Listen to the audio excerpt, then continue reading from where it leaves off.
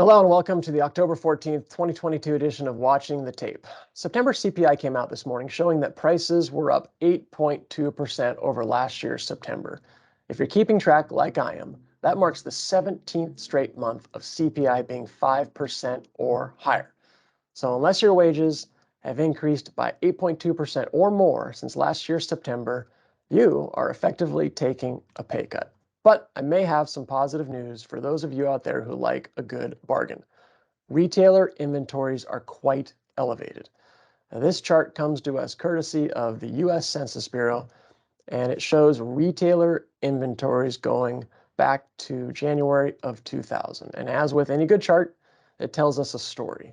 If you look back to the early 2000s, the economy was humming along nicely, and inventories were growing at a steady clip to match economic growth until the global financial crisis of 2008 and the deep recession that accompanied that.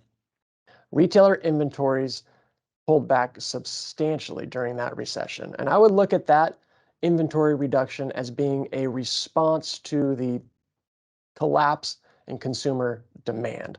So I would look at it as being a demand-driven reduction in retailer inventories. All right, let's fast forward to 2020 when we saw the most recent significant decline in retailer inventories, and this one was a byproduct of a severe dislocation in global supply chains caused by the response to COVID, coupled with, or really exacerbated by, stimulus-driven demand for goods, for tangible things that could be ordered safely online and delivered to your doorstep.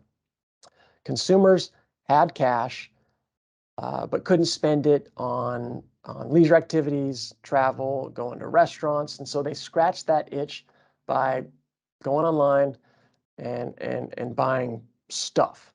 So this inventory shortage has been more than reversed since then.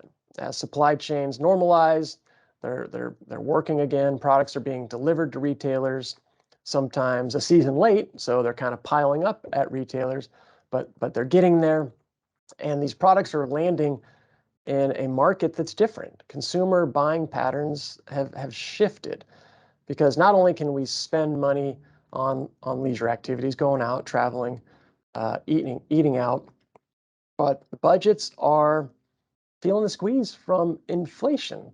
So the result of all this is that retailers are struggling to manage down inventory surpluses.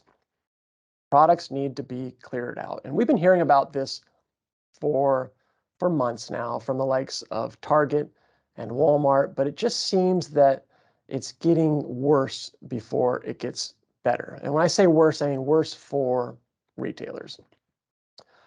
It's really retailers' loss is, bargain hunters' gain, I suppose. So too much inventory leads to lower prices because they got to move this product, which can lead to squeezed margins, and in turn leads to lower earnings, which can lead to lower stock prices. So you've got clearances, you've got promotions, you've got discounts, you've got fire sales, call it whatever you want. Retailers are offering deals, and I think these deals are going to get more and more attractive as we progress through the holiday shopping season.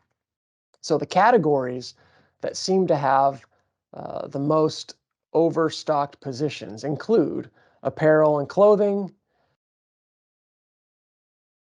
home furnishings, electronics and computers, and toys. So I'll end by saying that bargain hunters, get ready. The deals are coming.